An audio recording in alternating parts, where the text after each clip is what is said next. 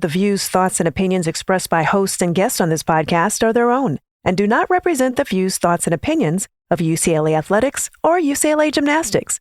The content of this podcast is strictly for informational purposes only and should not be considered professional advice.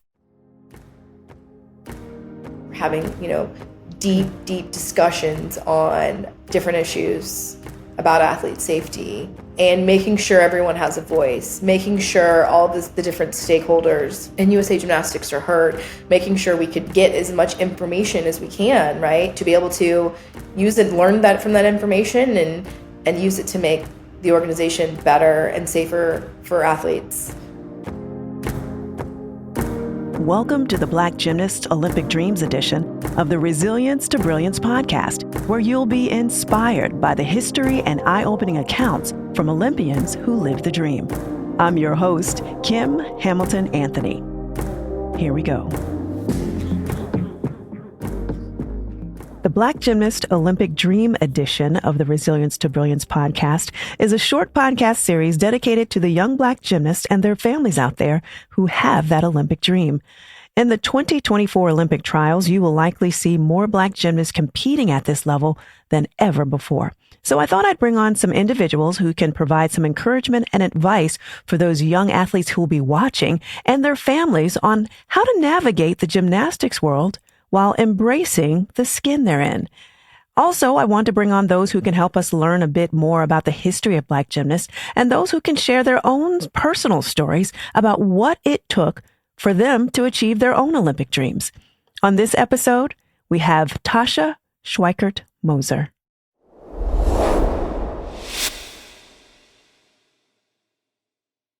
Tasha Schwikert Moser was on the U.S. women's gymnastics team that won the team bronze medal at the 2000 Olympics in Sydney. She also served as the team captain of the women's team that won the USA's first world team title.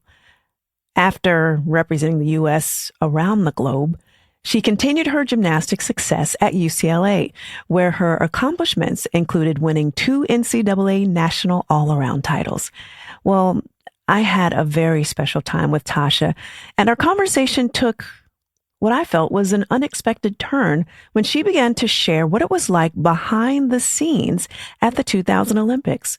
And she also talked about what she is currently doing to make gymnastics a safe space for all athletes at all levels. Let's listen.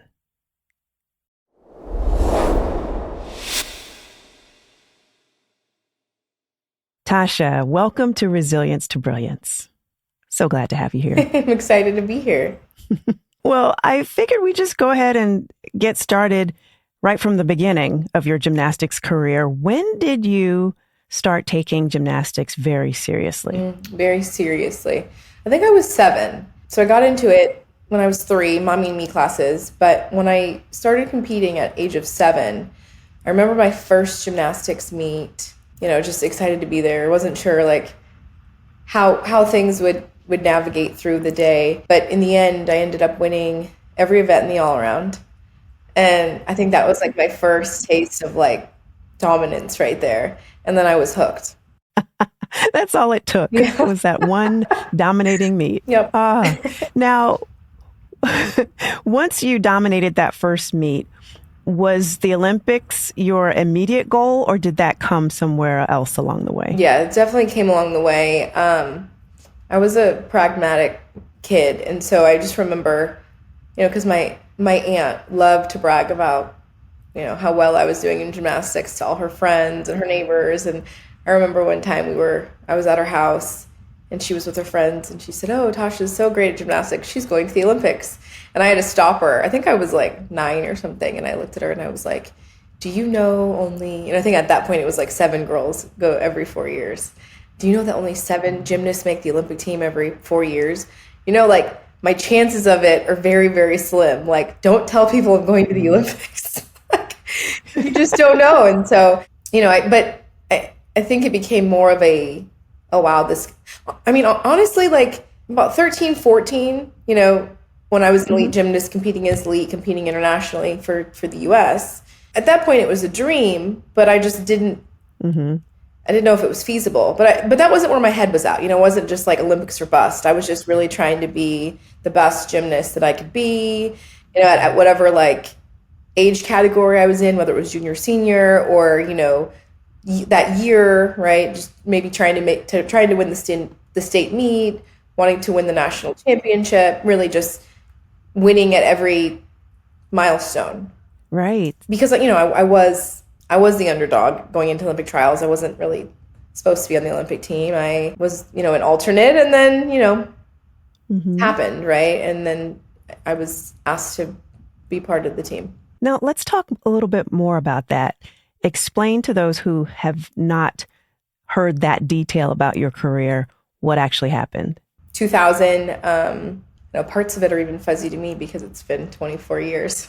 But in a nutshell, at the end of Olympic trials, they were naming the Olympic team. I was named as an alternate. And then I believe they actually like ranked the alternates. And so I was not the first alternate.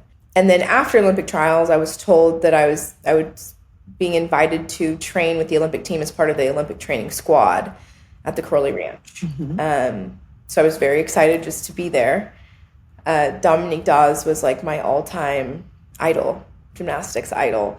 And so being able to train alongside of her was just like a dream come true. But again, in my mind, I wasn't there to compete for the U.S. in the Olympics. I was just there to be part of the training squad.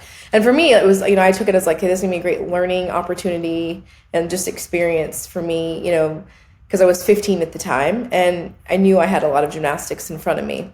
And then right before I was leaving to the Olympic training camp that they were having before they would depart to Sydney, I was told that I was going to travel to Sydney as one of the alternates. And I was thrilled about that, right? Like, here I get to go with the Olympic team. And, they're telling me, you might not get all the gear and things like that. But I didn't even care. I just was happy to be there.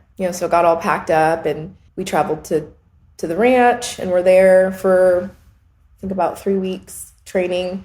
And then we did like a send off to Sydney where we did a little exhibition meet for a small audience in like a small gym. I think that was it was either in San Antonio or in Austin. Some smaller, Austin's huge now, but back then it wasn't, it wasn't like Houston or Dallas. It was a smaller town. I think it was San Antonio. And then we went to Sydney. And, whatever, the training was intense and, but it's the Olympics and I'm just happy to be there. I'm following all the directions. Like, you let me know what you need to do. I'll train like I'm on the team, but I'll hit all my routines in practice, but I'm just here to, be a support system. So you talked about the training being intense. What do you mean by intense? Give us some examples. We were training 2 4-hour sessions, approximately 4-hour sessions, lots of conditioning. The, vibe in the gym was like stoic and intense, and there was not a lot of energy. It was just lots of numbers, and you felt like every repetition that you would take, someone was watching and using it as one more consideration for where you're going to be out in the lineup, like how they're going to craft lineups and who's competing on what event. And again, I was the alternate at that point. So I wasn't worried about, where I was going to be in the lineup. I didn't have to worry about those things. But at the same time, I was there to also impress Bella Caroli and Marta Caroli and the national staff because, I knew that after 2000, I was going to continue. And what I was doing at the Olympic training camp, would impact my future. I remember Mary Lou Retton saying that one of the coaches took off her wig and was banging it on the beam while she was doing her beam routine right before the Olympics and training camp. Did you have any experiences like that where they were just seriously testing your concentration, your focus, and trying to throw you off and see what happened? So I think I know the coach she's talking about with the wig, because I remember there was a Yes. coach there with a wig. We will not name names. But I loved her. She was so nice. Wasn't she? Yeah, but she wasn't really coaching like in my generation. So, Mary Lou, she probably was coaching. She just was there to be a support system, like the mother hen when I was when it was my time. But no, I don't remember any like banging on the beam situations. But I do know like in at my gym at home, Cassie, she'd have some of my teammates line up and, like bang like little instruments and things like that, just to recreate like what it might be to feel like an international crowd, because international crowds are intense. And I never competed in a like world championships or Olympics prior to that. So, and I only had a few, I had a good amount of international meets, but like not super big ones. So I think it was just really trying to get me prepared for like the crowd, right? And which is interesting because then I look back at my career and we went to compete in Belgium in 2001 at the Worlds, and there were people like dressed up in like basically Halloween costumes, right? And had instruments, like full on like drum sets, right? And when we would compete, they would make all the noise. So that I think back to that time when Cassie had, my teammates standing there with like little, baby instruments and things like that. And I'm like, oh, it all makes sense. Like this is what she was trying to prepare me for. So, no, going back to the ranch, no, but I think they did it in different ways. So there was not a day, like we were doing this a lot. They thought that like basically being able to do a cold beam set with like never stepping foot on the beam like that day was going to be helpful. So we had to warm up all of our skills on the floor, like on a line, and then get up on the beam and do a full beam set. Like no warm-ups, no back handsprings, no like round off layout dismount to prep you for your double, nothing. Just get up on there and do a cold beam set, which is terrifying for one. And because I hated beam. So it was like my worst nightmare really, because it was like I hated beam, and then stack that on top of that, a cold beam set with no warm-up whatsoever. But it's also dangerous. Like I look back now, I'm like, that's crazy. And like, you don't have to, like the Olympics, they give you, or any meet, they give you time to warm up. Like, what are we doing? Like, why are we doing this? But yeah, so they would do it in different ways. I can't imagine doing a beam routine without having had that touch, that 30-second touch. That's amazing. So what was your mindset as you are going through this rigorous training leading into the Olympics? I know you were there as an alternate, and so maybe you felt that you didn't have as much pressure. And you mentioned earlier that you knew that you still needed to impress because you were going to continue your gymnastics career after the Olympics. But what were you thinking? Were you ever nervous, or were you just so focused and you or just knew you were going to do your very best? Yeah, so just focus, right? And I think my age impacts a lot of like how I was feeling back then, because I was 15. I'm just happy to be there, right? So 18-year-old Tasha would have approached that situation very differently, right? Or 19-year-old Tasha. But 15-year-old Tasha, I was happy to be there, like aware of my surroundings, but like so tunnel visioned in the fact that like I just want to impress and I just want to do my best. And, of course, like I didn't have the pressures of like, we're competing in the Olympic prelims in a week or 2 weeks or whatever, but I still wanted to impress. And so for me, that was just as important as if, I probably, I would maybe at that time, if I had the mindset of I'm competing on the Olympic team, my wanting to impress at that point was just as important. But I mean, it was laser focused. I mean, whatever Bella told you to do, whether it was, 10 bar routines in a day, which is what we did, that's what we were doing. And our personal coaches had zero say in the plan for the day. It was, Bella's plan for the day, national staff coaches planned for the day, and they were just there as like supporting cast members, just completely laser focused. But also, you know, like I'm human and I have emotions. And I remember being at the Olympics, like crying myself to sleep because I felt like I was starving, right? Because we weren't being fed enough too. So yeah, laser focused. You know, I wanted to impress, but it was rough. It was really rough. Tasha, I had not heard that story. I don't know if you've shared it before, but you literally cried yourself to sleep because you were hungry? Yes. Multiple days. I remember feeling so hungry and starved that I cried. Yeah, I mean, I don't know like how much we want to get into that on today's podcast, but no, the Olympic experience in Sydney with that team, you know, we weren't in the Olympic Village. We were in a women's boarding college away from Sydney. And they told us they were putting us there because it was too loud in the village and they wanted us to focus, which I get all that. But at the same time, you're taking away the experience of the Olympics, right?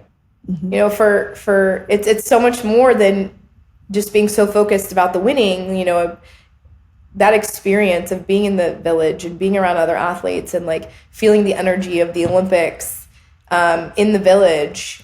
We didn't get that. But also I do think part of them putting us in a women's boarding school in a controlled environment away was also their way of being able to control like our food intake, right? Because you could go and get, you know, there's eating halls and things like that. We had a kitchen in our boarding college, and they would actually lock the doors after we ate a meal because they were worried that we would go in there and take the food because we were starving. So that you would be doing the human thing to do is when you are hungry, you eat. Wow, Tasha. I just didn't expect to hear that. So you go into the Olympic Games. When did you know that you would be competing? It's been a long time. I think it was about 3 to 5 days. Maybe it was like 3 to 5 days before the first round of prelims. Cassie came into my room. It was like late at night after training and treatment. She came into my room. She was like, I want to talk to you. And so we were sitting there and I was like, you know, what's going on? And she said, as you know, Morgan is injured, right? We all knew Morgan was injured. Her ankle had been hurting her for a long time, but she was still trying to train through it in a boot, you know, take it off the train, go back in the boot. But Cassie's like, you know, at this point, like her stress fracture has gotten so bad that she can like no longer put weight on her foot. And so she's going to, she's done. And we had a coaches meeting as to which alternate was going to move into her spot. And all the coaches, there was a meeting, and like at the end of the meeting, like we decided on you. And at that point, she's like, wow. So you were on the Olympic team. And I'm like looking at her and I'm like tearing up a little bit because I remember that feeling. And it was like, I went from like, I'm just like happy to be here. And, you know, I want to do my best to impress Bella and Marta. And I'm like, how cool is it that I get to, you know, train alongside Dominique Dawes and be at like the chalk box with her. Cause she was like, even Giano, right? Like I think back to when I was 10 or 11 and, you know, they were in 96, you know, I watched Atlanta and I had my mom like video record on like my VCR and those like big tapes that don't exist anymore. And I would sit there and like come home from school and rewind it and start from the beginning and learn everyone's, you know, choreography. And for months I was rewatching the Olympics, right? And learned everyone's floor routine and beam routine, like the whole team. And that's amazing. Yeah. And so, you know, like I was just happy to be there.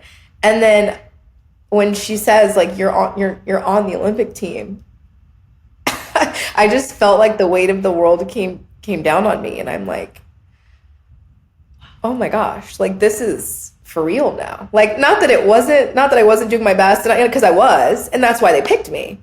That's why the coaches had a meeting and they said, we're going to put Tasha on the team, because I was training well and I was hitting my routines and I was consistent. But the mindset for me was different. It wasn't, I'm doing this because we're competing in 5 days in the Olympics. It was like, I'm just happy to be here. And so it was different. The mindset changed, and, thankfully I'm a competitor and I love pressure. And so when the mindset changed of, I'm just happy to be here, to now I'm on the Olympic team, like, thankfully, like, the gymnastics didn't change. I mean, if anything, I just like kept getting better, and my consistency increased every day, right? It didn't change anything in my gymnastics, but I just felt like the weight of the world just came crashing down, and it was like go time. And I was like, and then I also remember feeling like, so it was like initial like, oh my gosh. And then I remember the second feeling was like, I was heartbroken for Morgan, because I was like putting myself in her spot, like so empathetic. Like, I know she had worked her whole career for this opportunity, and with the injury, like, wasn't able to like fulfill that dream. So I was like devastated for her. And also because, we were closest in age on the team. I was 15. She was the next closest in age to me. She was 17. And, we were friends and I really liked her. And so I felt heartbroken for her. And then it was just like, okay, like, so what do I, and then all like the questions, like, are you guys, and then in my mind, I'm like, are they sure? Like, they want me. And then it was like, immediate was like, Cassie was like, we got to get your family here. So then they had to start making plans, right, to get them there, to be able to watch. So, yeah, no, it was like a crazy moment. I can't imagine. So when you first walked out onto that floor as a part of that Olympic team, what went through your mind? It was chaos. But let's like move back even before like walking out into the Olympic podium or stadium. So we were in the back gym. We are warming up for prelims for the Olympics. Side note, I found out after the fact that I had a partially torn groin tendon that I was just like dealing with and working through. Yeah. They, gave me a shot of painkiller, and like, so I was also in pain. But I remember, we're warming up, and I'm in pain. Everyone's in pain, right? Because like a lot of overtraining. But I just remember no one had told us the lineup yet. So we're like warming up events that we may not be competing because we don't have a lineup yet. And so like I remember like warming up vault, even though I didn't compete vault, but I'm like warming it up in the back gym because like no one's saying like, okay, Tasha, you're going to start this event and you're going to compete. For nobody. So it's kind of like, it's a cluster. It's a cluster back there, right? Oh. It's chaos. So I remember like it was time, warm-ups were over.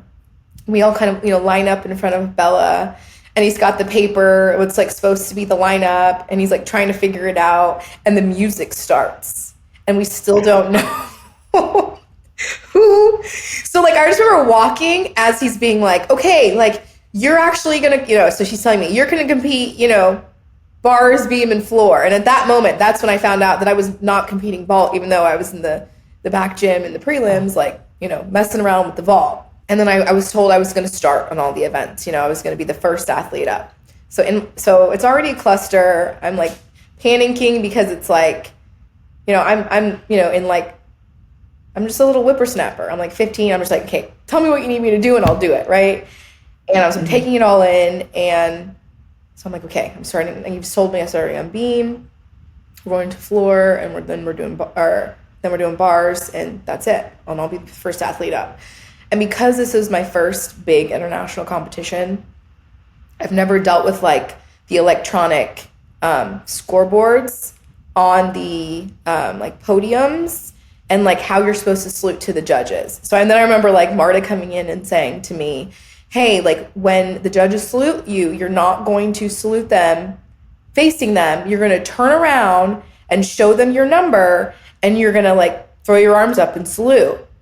And that's how you salute. Like, you don't look at them, they need to see your number. And I'm like, okay. So like, I just remember being more concerned about screwing up the salute with the number thing than anything else because I didn't want to mess it up. But I was like worried that I would get up there and I'd be so tunnel visioned, like in wanting to like focus on my beamer team, that I would forget when they would say salute, I would just like do my normal thing and look at them and I would forget to turn around. So I was like very, very worried about making sure I didn't screw up the salute.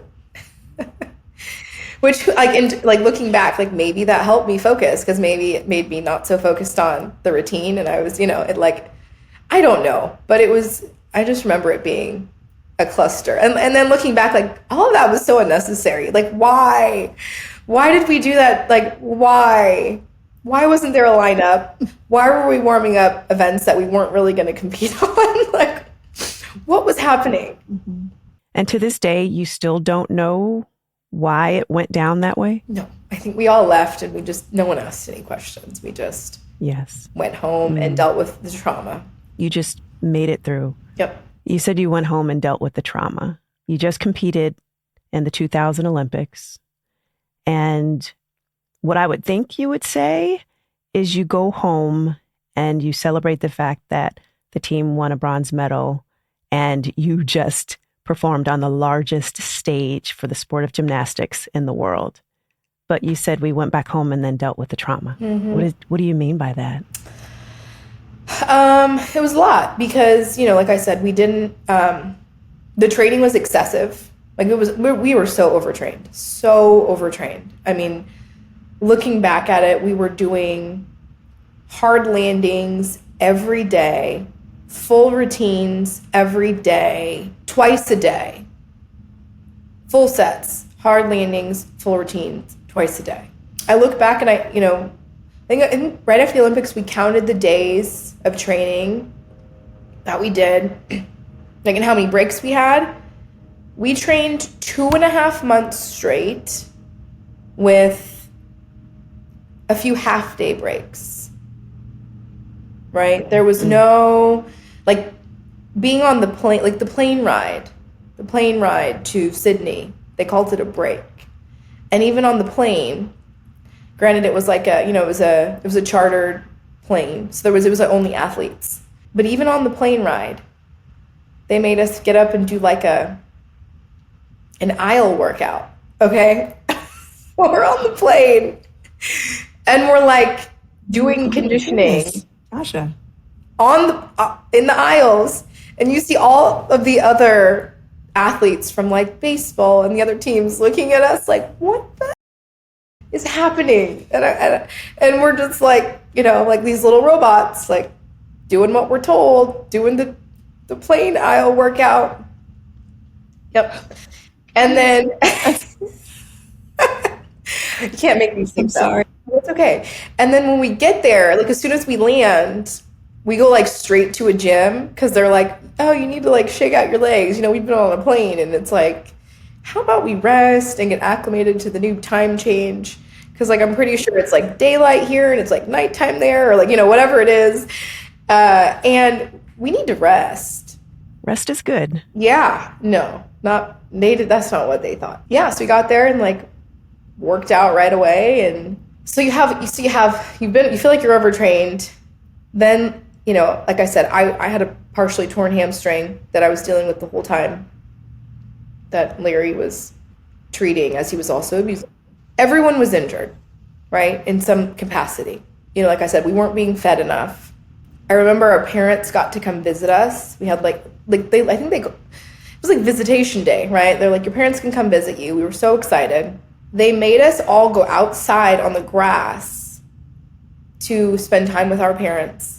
Our parents were not allowed to come in to like our rooms or even in the house that we were like staying, because they were like worried. And they didn't say this, but it was obvious why they didn't let us. They were worried that our parents would like bring us food, or really food.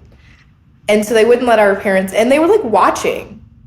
They were like it was like the craziest, like it was like supervised visitation on the grass outside of the boarding college, like the ladies' boarding school we were at. Supervised visitation with our parents. What did your parents think about this supervised visitation? Did they think anything was weird about it, strange? I don't know. We've never talked about what they felt about, this supervised visitation. I just think they were just, at least my parents, they were just excited to see me, right? It had been a long time. And, we're at the Olympics. So even if it is weird to you, you're not going to say anything. You're not going to tell someone that this is kind of unacceptable because your kid's about to compete in the Olympics. So whatever feelings you had, negative feelings about anything regarding the situation, no parent was going to speak up because they all knew how intense the situation was with the training. And so everybody was walking on eggshells. You don't say anything, you just keep your head down and you do your job. And if you have any feelings or opinions about it, you're not going to share it. Keep it to yourself. Because we're out here to try to win a medal. Now, did you actually keep it to yourself, or did you and your teammates ever talk about some of these things that were going on? Or was even that taboo? Yeah. I think, so me being 15 and significantly younger than the rest of them, it was weird. So there were it was taboo because, everyone had their individual coaches. And everyone was in fear of being pulled out at any moment, right, off the team at any moment. So there was that dynamic.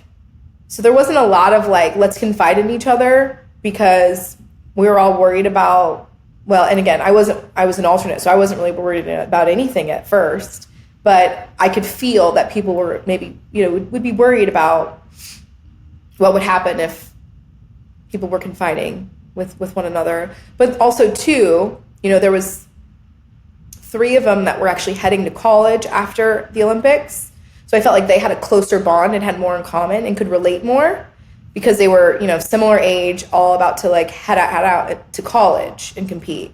And so I felt on an island a little bit in terms of being able to have someone to confide in because, I was so much younger. I wasn't going to college, so I didn't understand that dynamic. I didn't have a teammate on the team, right? I know that, Morgan and Alyssa were teammates, so I didn't really have a teammate. I will say I probably spent, the person I felt closest to and that I could connect to was Dominique Dawes, even though she was 23 and I was 15, right? So there's a big age gap. So in terms of conversations, she probably didn't feel we were on the same page. But and this was her 3rd Olympics, so it's, it wasn't her first time, yes. Not her first rodeo. But at least I just felt she was helpful. She was helpful because, I remember telling her one time that I was starving. I was so hungry. And she was well, and I needed energy because I felt sluggish. And she had mentioned that she would sometimes drink coffee to help with that.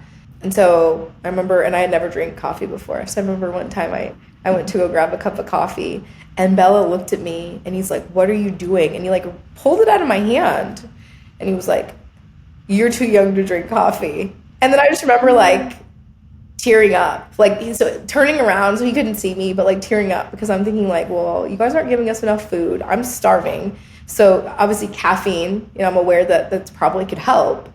And here you are taking that away. So my goodness, my heart breaks for 15-year-old Tasha living under those circumstances. The one thing you're okay, this is going to help me. And it's taken away from you even. Oh, wow. Yeah. So I just, in terms of being able to confide in another person, I appreciate Dominique. She was really trying to help guide me and just give me little, nuggets of wisdom here and there. At least for me, I didn't feel I had anyone really to confide in. So Cassie, my coach, was actually, her and I, when there was a break in between the 2 workouts, I'd rest obviously, but a lot of times I would just hang out with my coach because I just felt I don't know, it just made the most sense in the situation. Right. Well, you two had an amazing relationship as well, and you were closer to her than you were with anyone else, and you still do. Yeah. Which I love. Yeah. No, she's totally a second mom, and I was talking to her, we were texting the other day. It's always she tells me she loves me and I love her, and so we're. Aww. I know I'm getting emotional over here.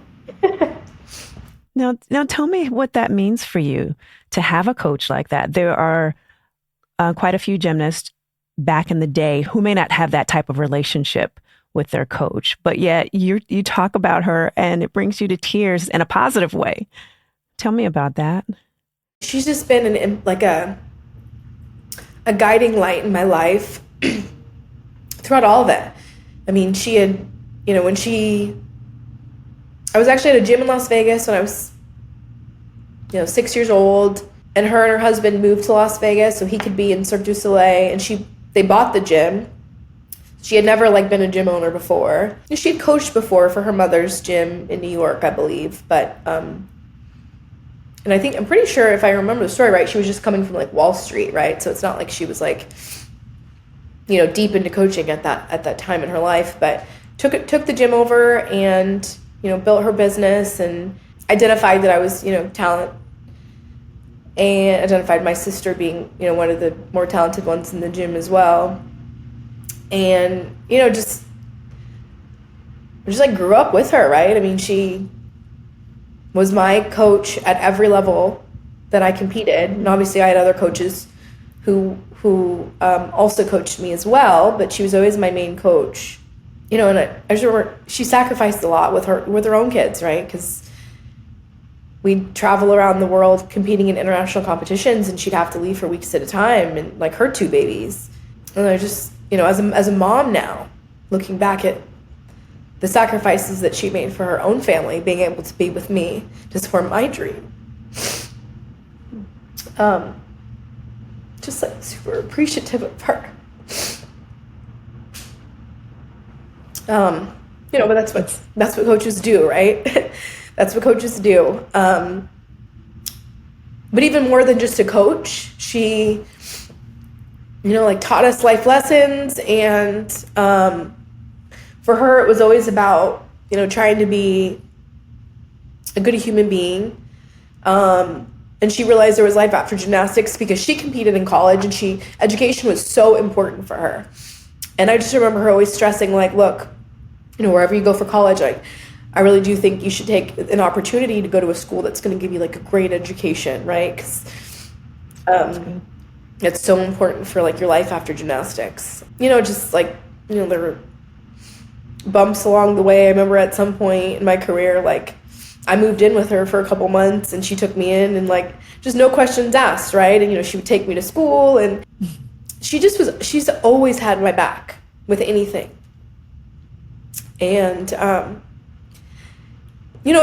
when you're a kid and you're going through that, you're it's nice to feel loved by someone and your coach, and being supported from your coach. That's one thing, but now as a mom looking back, she had her own family, she had a husband, she had kids, she was running a business, and she still was able to make me a priority, and just super appreciative of that.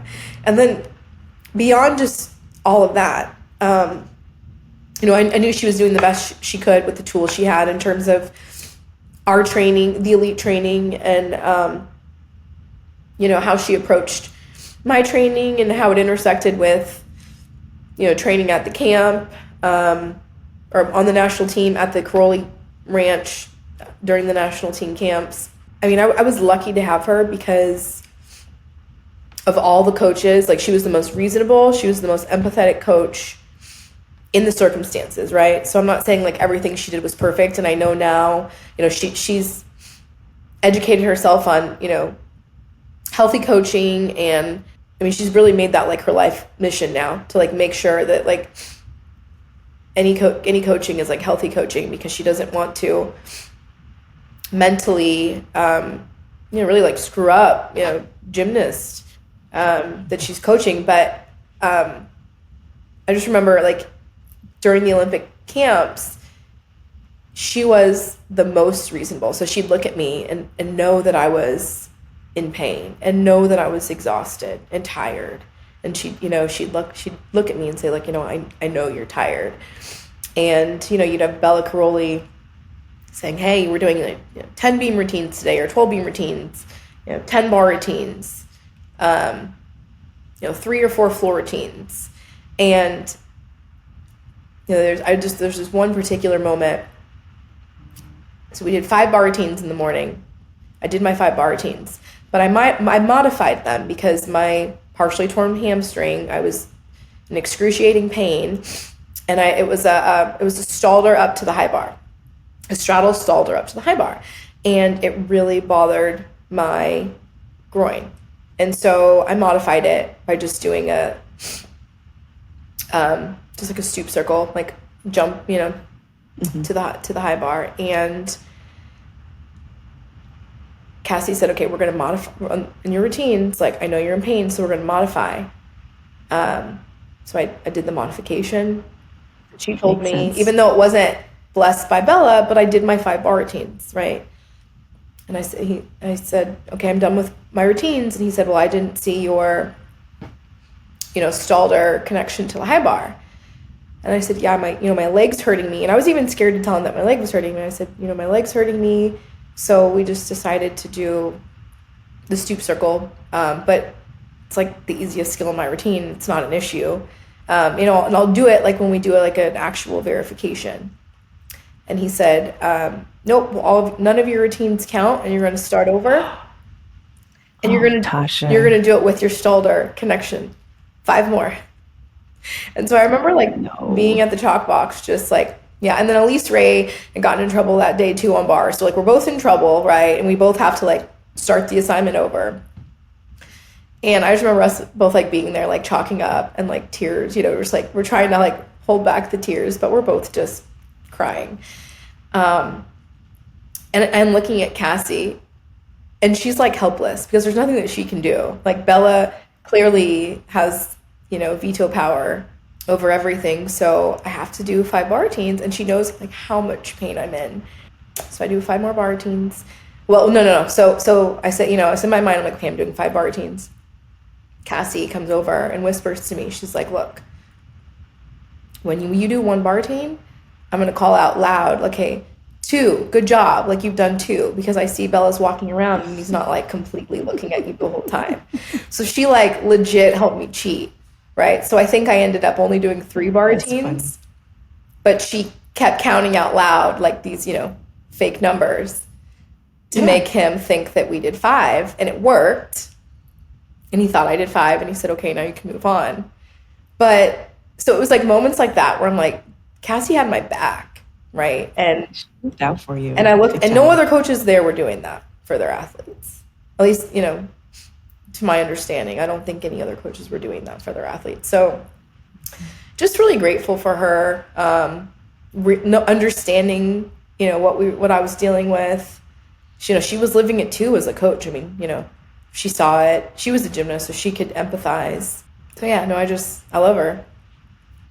I remember seeing you at those national meets. I would be in the arena because I had a specific job as an announcer during that time.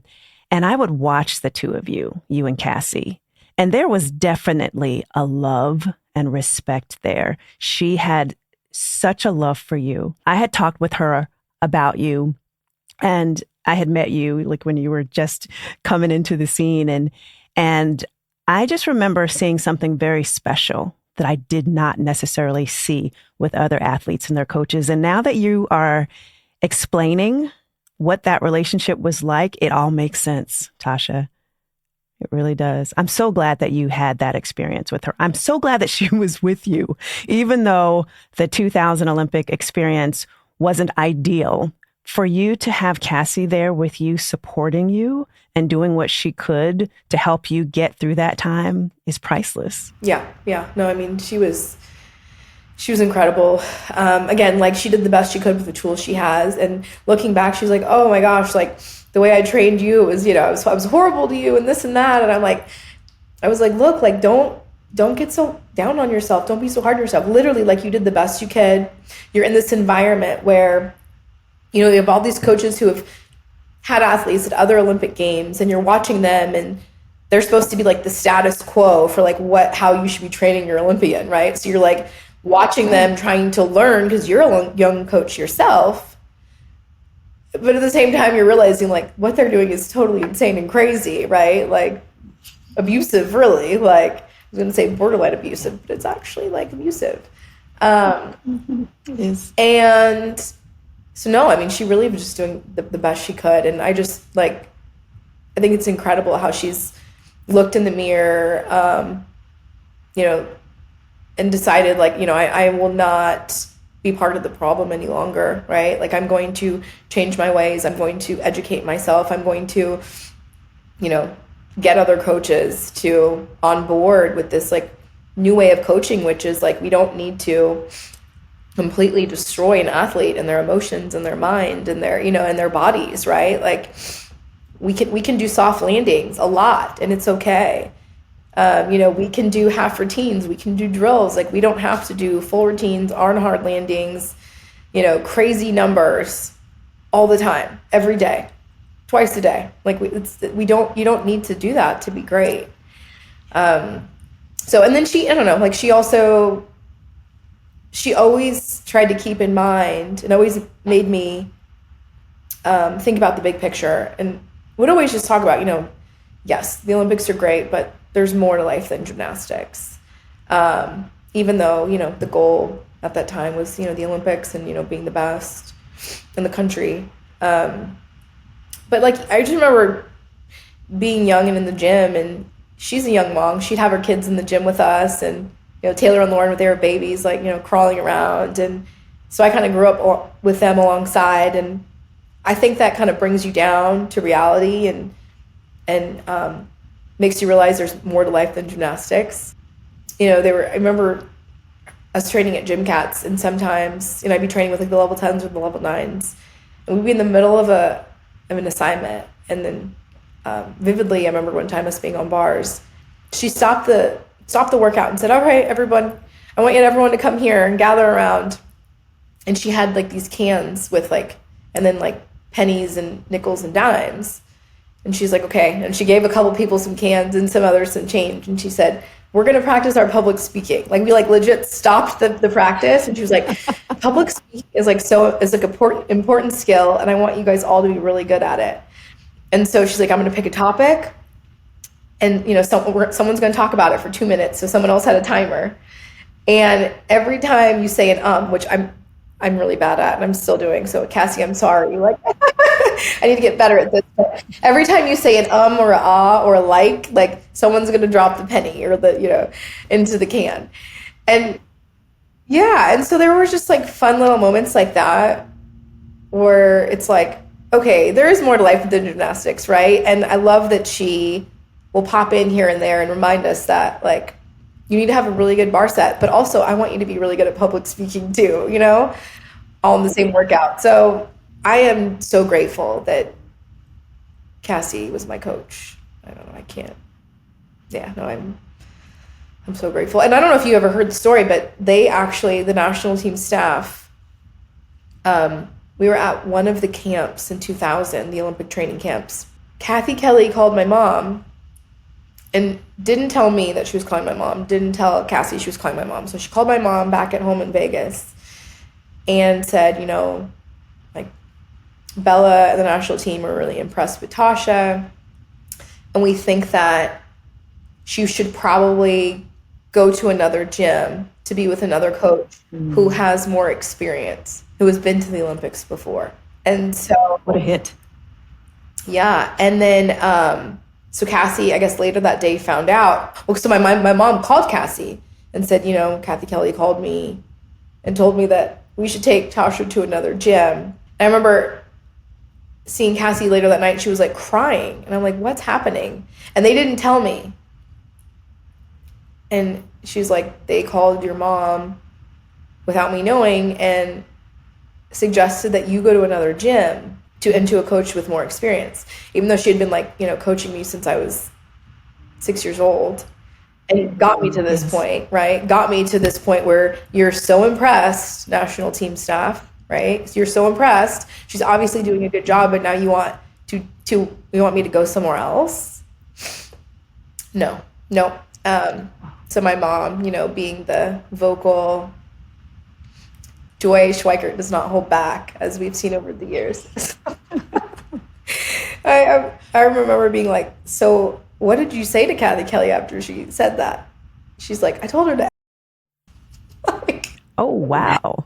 Okay. She's like, we're She not did going not anywhere. mince words there. We're not going to like, run our life around like your gymnastics. Like, I'm not going to like move my whole life for like your training. I'm not going to do it. And I'm not going to like send you to live with like another family. But it was things like that where it's like, wow, USA Gymnastics, like really? At that time, USA Gymnastics, like, during those years. I think I'm very impressed with where we're at now as an organization.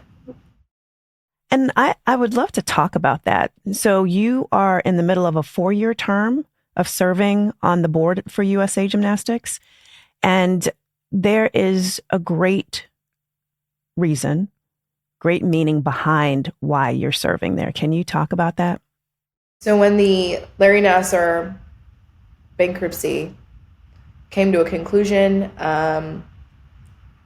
through the bankruptcy, we were requesting non-monetary items to be put in the order, that would help the current athletes now and the future athletes going forward to make the organization better, right? Because the whole goal of this whole thing was we got to protect children. We've got to protect children, kids, athletes from being used for this ever happening again.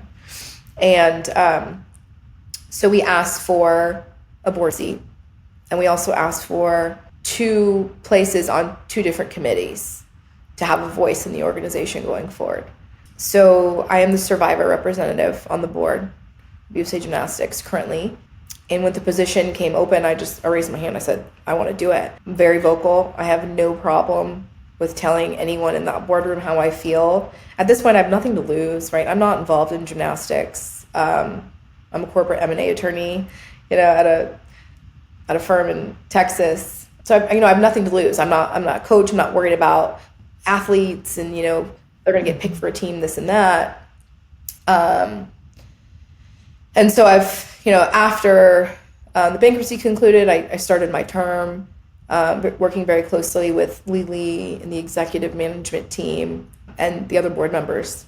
It's been super eye-opening and interesting to be on this side of things and to see how much thought and discussion goes into everything. And from the stories I hear from them, at least the current board, because the current board was brought in after the Larry Nassar scandal happened, right? So they were brought in to fix things and pick up all the pieces.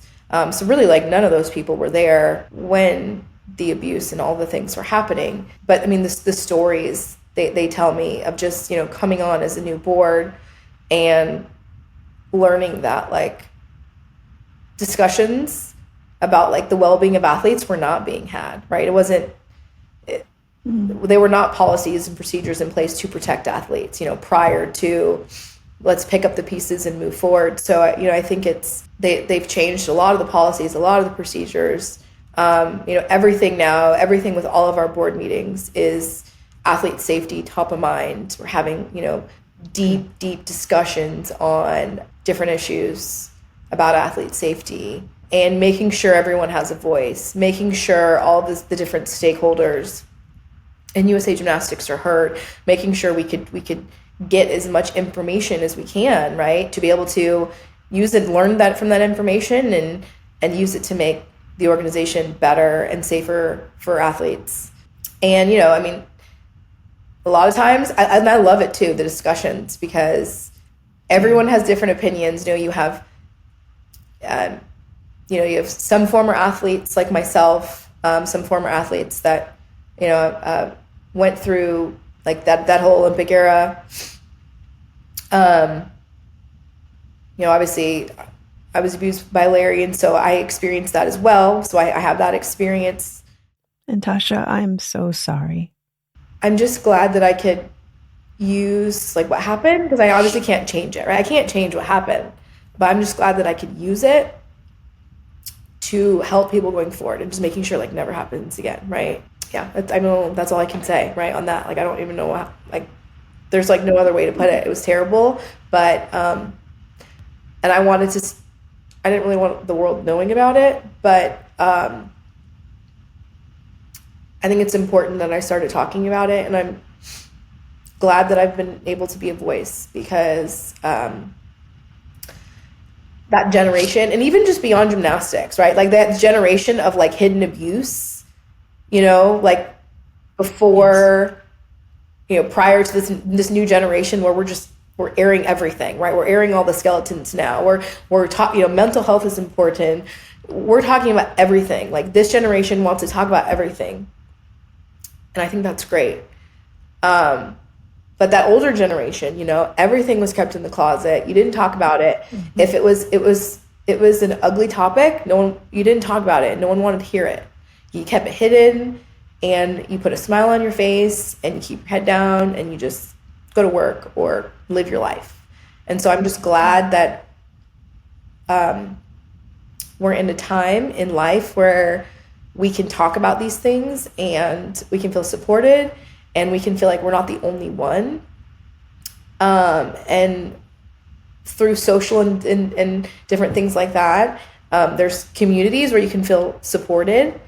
So I'm just glad that I can take all of the bad things that happen and use that to talk about it, and to be a support system for somebody else.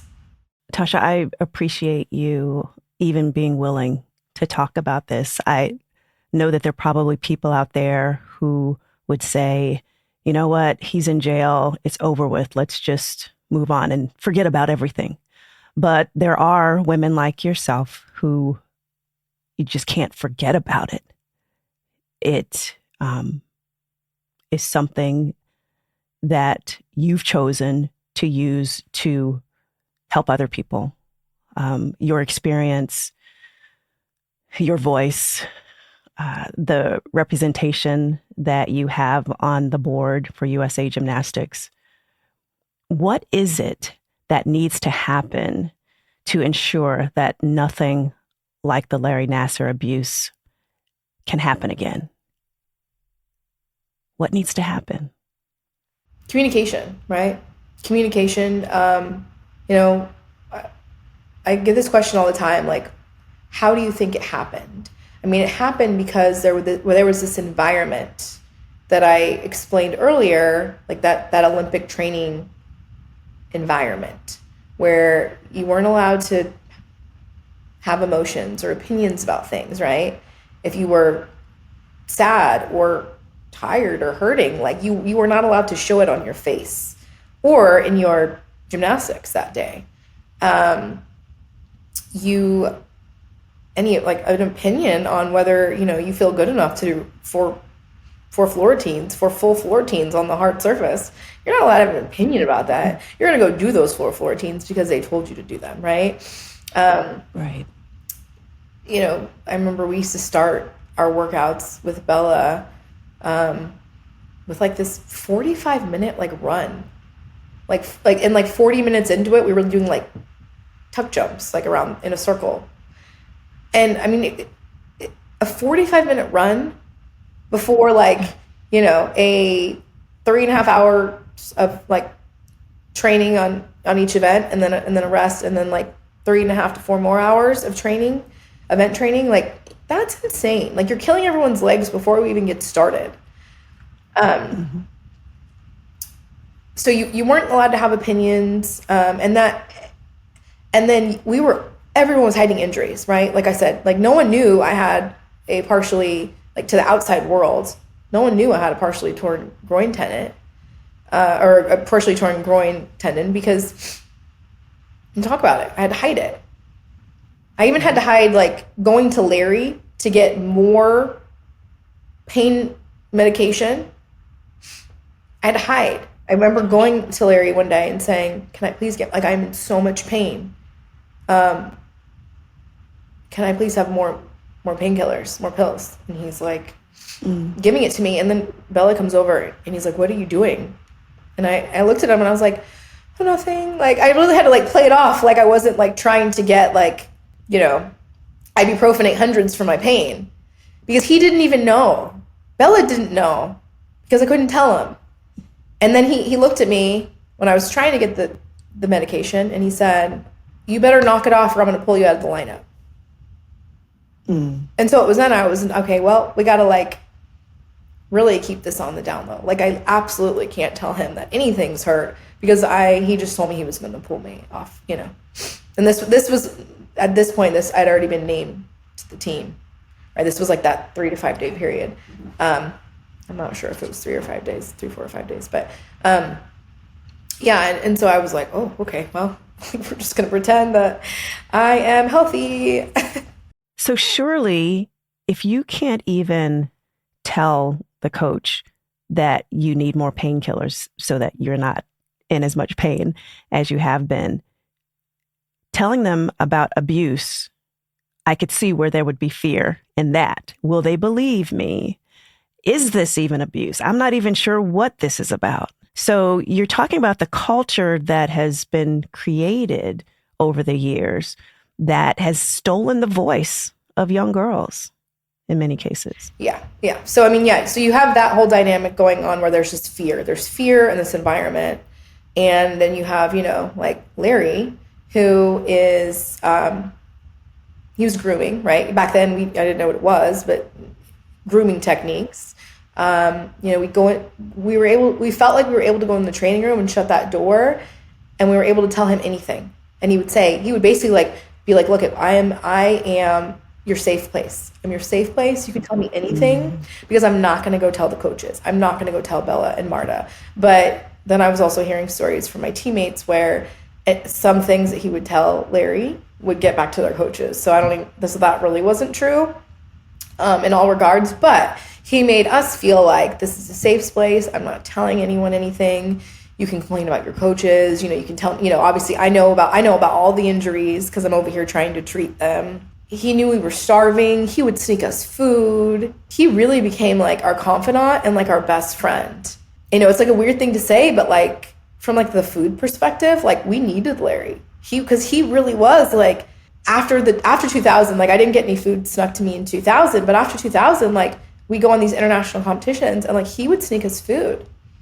He'd put like Nutri-Grain bars and like power bars and things like that in like our bags, like secretly, or like keep him in our room, like put him in our rooms for us, you know. But then of course you cross the line and, you know, would ask about our boyfriends and then, you know, we'd have like little girl talk about boys and he wanted to get involved in the conversation. And when, as a little kid, I didn't think that was weird, but as an adult, I'm like, are you kidding me? Like, what grown man wants to get all up in the conversation of little girls talking about their little boy crushes? But, you know, again, like, you know, in addition to, you know, all the abuse and all the, you know, I'm doing this manipulation, this vaginal floor manipulation, it's going to help you, you know, as a cover for really just being a pedophile. So is it about giving the athletes a voice? Yes.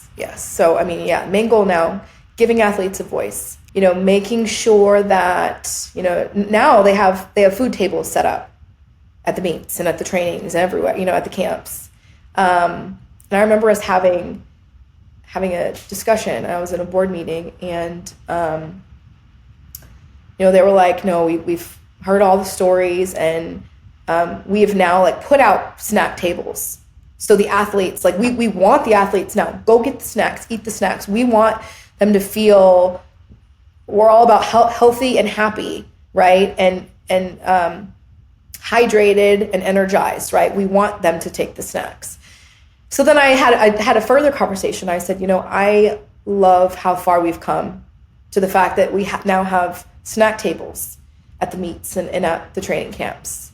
But my question to you is, do the athletes feel like they can take those snacks? That's the next step, right? Now we need to get into the minutia of it.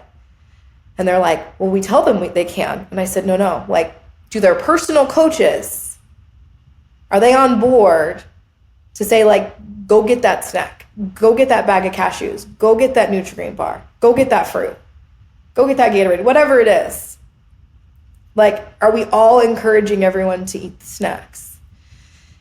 And I said, okay, like let's work on that right now, right? So I mean, in these meetings, I go hard. I go hard because I use all my horrible experiences as an athlete that I went through, all the horrible experiences I went through, to put myself in the shoes and say, look, like, I want to pick apart. I know you guys are doing amazing things, and like literally, like the intent of these people, I mean, the intent. Like they are just wanting to do the best they can. They are like, safety is the utmost importance at this point, and I love that. But I will use my experiences to pick apart, right? Because I know that as much as USA Gymnastics is pushing all of the good things, at some level you can't control a personal coach of an elite athlete, even today, right? When it comes to like, let's encourage an athlete to be able to kind of like, let her eat, right? Let's hydrate all the time. Because, when I was training, they wouldn't even let us have water. And I'm sure maybe with you, they told us water would bloat us. I'm like, no, like hydration is a good thing. It helps muscles, right? We heard all kinds of things that weren't true, yes. right? That were counterintuitive when it came to having the energy you needed. Yeah. Yeah. So yeah, I mean, and again, all of that, if there's communication, if athletes are able to feel like they can communicate to their coaches and communicate to USA Gymnastics and say, look, I'm tired today. Can we scale it back? Can I do drills today? You know what? Can I have an off day? I feel like I need to take a day off. Is that okay? Like I need rest today. That was unheard of. Unheard of. Back in my day. Can I take a day off? Like, yeah, unheard of. So communication and a voice, and people respecting that, right? Saying like, oh, like I appreciate you telling me how you feel. I'm going to honor that. Absolutely. What can we do to make sure, right, you are healthy, happy, rested, right, energized, motivated, right? If I need you to, take a day off today so that tomorrow you can come back and feel great. So yeah, I mean, I think we're definitely on the right path. And all those things I just mentioned, that's right now, that is, all those things are at top of mind, and the goal of the organization. But just know in these board meetings, I mean, I go hard, and I have no problem with voicing my opinions about anything I feel like should be different to be able to help and protect the athlete. I am so glad that you are there in that space, Tasha. You're the perfect person for the job. Speak to the athlete, the gymnast, who has that Olympic dream. And from your experience, what would you tell her when it comes to speaking up for yourself, using your voice with your coach and with anyone, really, in life? How important is that? So important. Oh my gosh. I mean, I think, I'm going to be 40 this year. It's crazy. I'm getting old. But I think, I think around 35, I became shameless. And when I say that, I'm just like unapologetically me. And I think what I would tell to an aspiring gymnast is be unapologetically you. Do what makes you happy. Do what you know is right for you. If you need that day off, speak up and tell your coach. Speak up and tell USA Gymnastics. If you guys need different snacks at the table, because you want different snacks, because you would enjoy different snacks, say something, right? And I feel like there's nothing wrong. There's no detriment to you at this point in time with saying anything. I mean, back when I was training, if I would have said anything, like I said, I was in fear of being pulled off the team. I was told I would be pulled off the team, right? If I ruffled any feathers. So now we're in a time where coaches and USA Gymnastics are encouraging athletes to speak up. So use your voice, speak up, and it's okay. And you will not be penalized for speaking up, and you will not be punished for speaking up. And your voice is powerful. And I think, and just know that the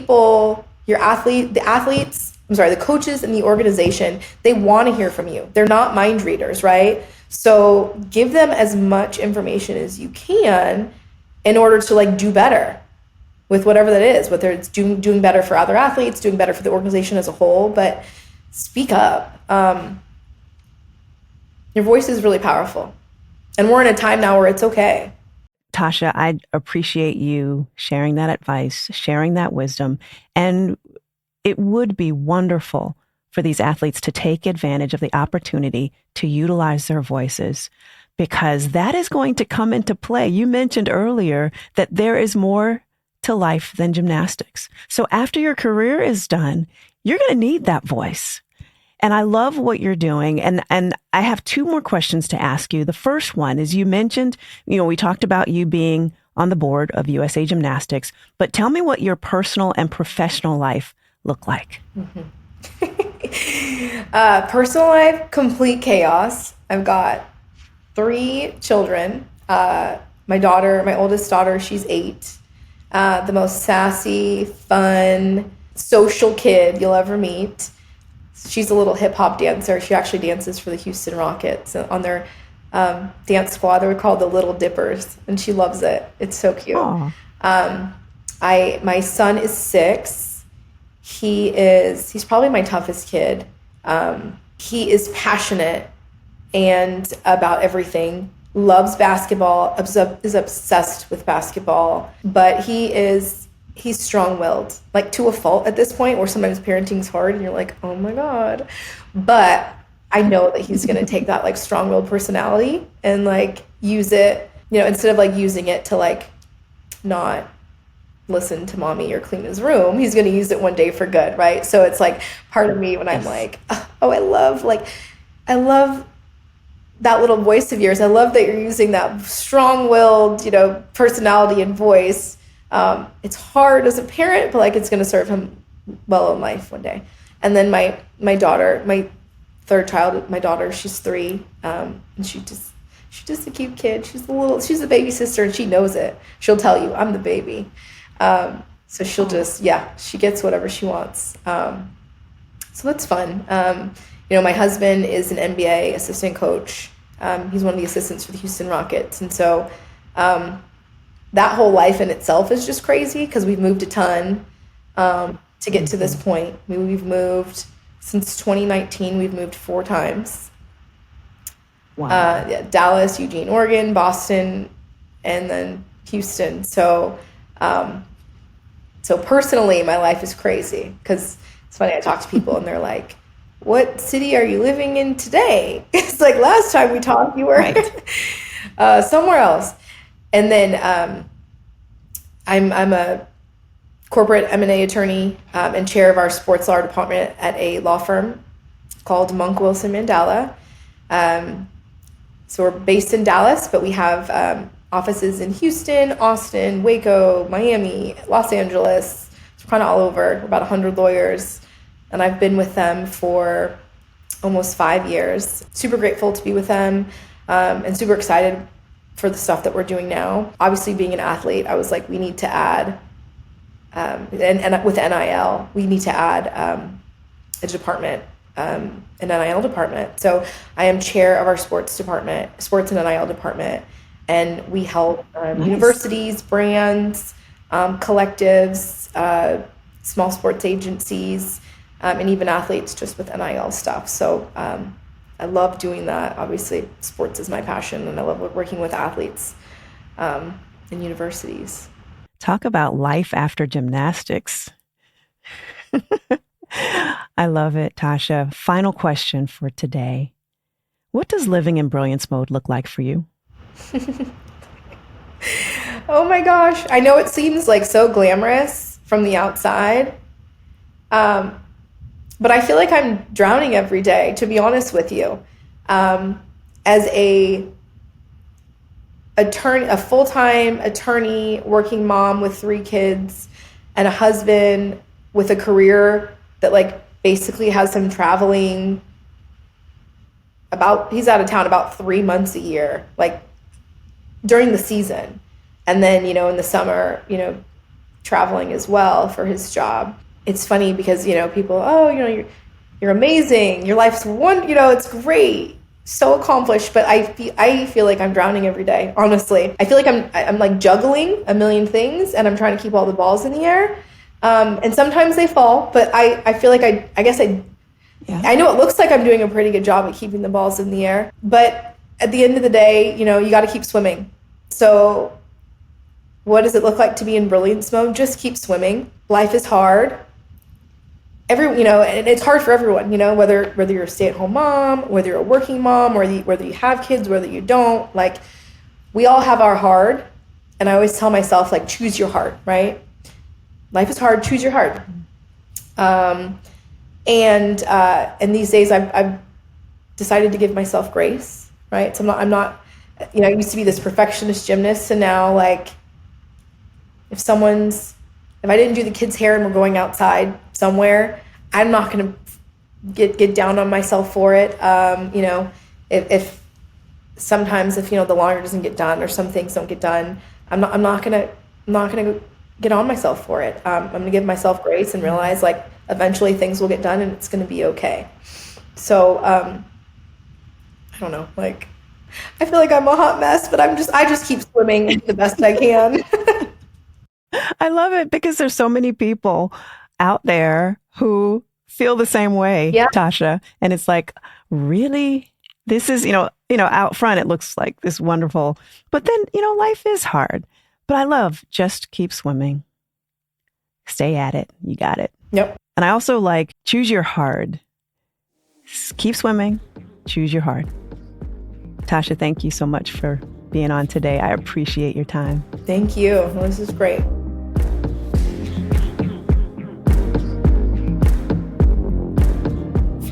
Thanks for listening. If you want to learn more about Tasha Schwikert Moser, check out our show notes on inbrilliancemode.com/podcast. And to connect with Tasha on Instagram, follow her at Tasha Schwikert Moser. If you've enjoyed this episode of Resilience to Brilliance, please share it with others who may be encouraged by it. And to make sure you don't miss future episodes, follow us or subscribe on YouTube and your favorite podcast platforms. You can also follow me on Instagram at RealKimAnthony. Any use of this podcast without the express written consent of Brilliance Mode, LLC is prohibited.